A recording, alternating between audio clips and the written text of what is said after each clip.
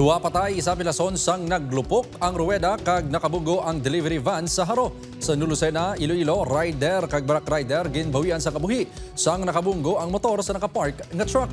Yaring balita. Dead on arrival sa ospital ang duwa kasakay sang delivery van matapos naglupok.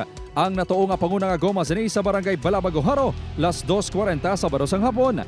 Ginkilala ang mga ini, Kanday alias MG sang Maasin Iloilo, kag alias GD sang Kabatuan, lunsay legal ang pangidaron. Nakaagom ang mga ini sang patal nga pilas sa ulo kag dughan. Nakaagom sang minor nga pilas ang 54 anyos nga driver. Sa investigasyon sa kapulisan, halin sa buhang flyover ang salakyan kag padulong sa Dumanga sagud mag-rescue sa mga truck sang ila kompanya. Ginabanta 30 tub 40 metros matapos makapanaog sa buhang flyover sang lumupok ang goma sang salakyan. Rason, nadulaan sang kontrol ang driver. This is a self-inflicted type of vehicular accident. No?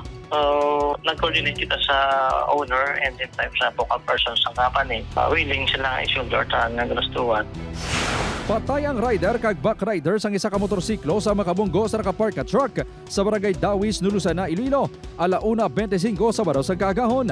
Ginkilala ang rider nga si alias Remly, 31 anyos, samtang ang back rider amo si alias Jovel, 28 anyos, lunsay residente sang barangay Hamabalud, Pototan, Iloilo.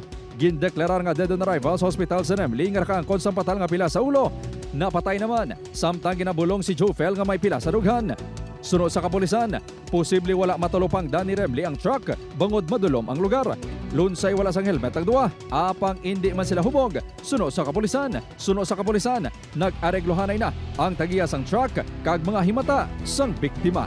According sa driver, nawadaan po sila sa Coroto kag ang battery na daw may diferensya. Nagpahigat man sa sir kag may early warning device man sa sir. Upod Kirmel Porquia, Kim Salinas, 1 Western Visayas.